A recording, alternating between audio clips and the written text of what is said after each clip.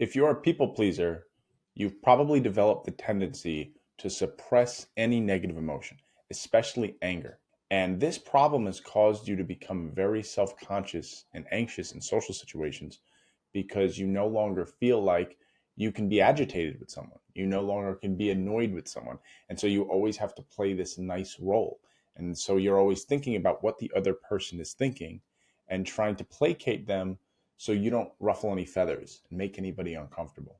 And I think it's really important that we change the way we look at negative emotion. And I think oftentimes we are taught from an early age that negative emotion, especially emotions like anger, are bad. We're told that they are bad emotions. And so when we feel them and we judge ourselves and we feel like we're bad for even having those emotions. And so what do? We shut them down and we learn that we can't express them. We're not supposed to express them. Even if someone really annoys us, we're not allowed to express them. And this is really dangerous because now you become so internal with all your negative. Every time you feel a negative emotion, you make it about yourself and you obsess about it and you think about how that's going to affect the other person. And we need to learn that negative emotion, or really any emotion, is simply information. That is all it is. It doesn't mean anything about you, it doesn't make you a bad person. It's just information. It's just telling you, your emotion is just telling you, hey, something is wrong, right?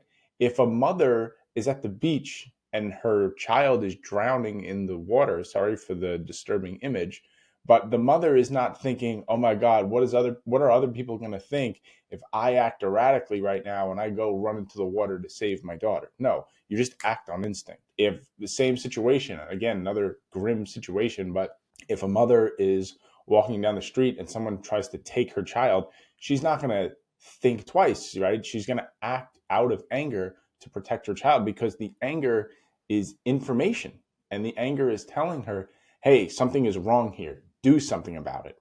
And then you go and you do something about it. But when we're taught from an early age that anger is a problem, then we suppress it. Every time we feel anger, we doubt ourselves. We question ourselves. Ooh, I shouldn't feel angry about that. It's bad to feel angry. It makes me a bad person to feel angry. It doesn't make you a bad person to feel angry. You're supposed to feel angry. Some things are supposed to make you angry. And you need to realize that it's okay to accept that you can be angry sometimes. And it's okay to express that to another person. Now, that doesn't mean you always have to yell and scream and shout or get physical.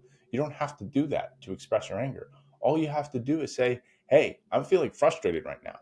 I'm feeling angry right now. I'm feeling annoyed right now because of XYZ. And you may not have had that ability in your childhood. And so you don't know how to do that. Or you're worried that someone will react negatively to you expressing that. And you have to realize that that thing that you've been taught that you need to suppress is wrong. In any healthy relationship, you express your emotions. You express what you're feeling. It doesn't mean you blame the other person necessarily either, right? I'm not saying that every time you're angry that the information is right, right? I mean, sometimes we're angry for reasons we shouldn't be angry. That happens all the time. But we need to start a dialogue. And in order to do that, we need to say, hey, I'm feeling this thing. Can we work this out together and figure out, do I have a right to be angry? Did you do something wrong here? Did I misinterpret something here? Yeah, but you have to get it started. And I think this is really important, especially, again, if you're a people pleaser or you struggle with social anxiety. If you can allow yourself to feel angry, that's at least bare minimum. Before you even express it, if you're too nervous about expressing it, at least just allow yourself to be angry. Allow yourself to feel it. It's just a feeling. It doesn't make you a bad person. And that's what you have to reinterpret. You have to reinterpret the emotion as neutral. It's just information. So let it come up. Feel the anger. You don't have to do anything with it yet. And then start to evaluate it. Okay, why am I angry? What happened here? And don't ask why in a judgmental way. Don't ask it like, oh, what's wrong with me? Ask it with curiosity. Well, why am I angry? What happened here? What is it that triggered me here? And maybe there's a good reason there. Maybe there's not, but you can figure that out while you explore it. And then the next step after that is expressing the anger to the person. And this is really important, again, for social anxiety, because otherwise we feel like we are always down here.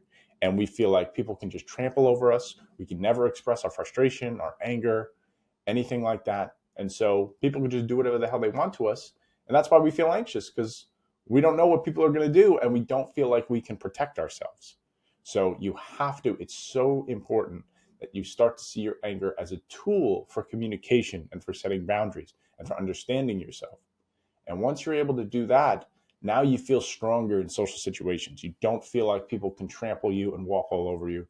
You feel like you have something to say, and you feel like you can put a stop to something if you don't like something that is happening, whether you're being bullied or someone makes a mean comment, whatever the case is. So I think this is really important to internalize this and make sure that the next time you feel angry, don't judge yourself. Just allow yourself to be angry and be curious about the information that it's trying to give. I hope you found this helpful. Please let me know if there's anything else you'd like me to cover in the comments, and I'll see you soon.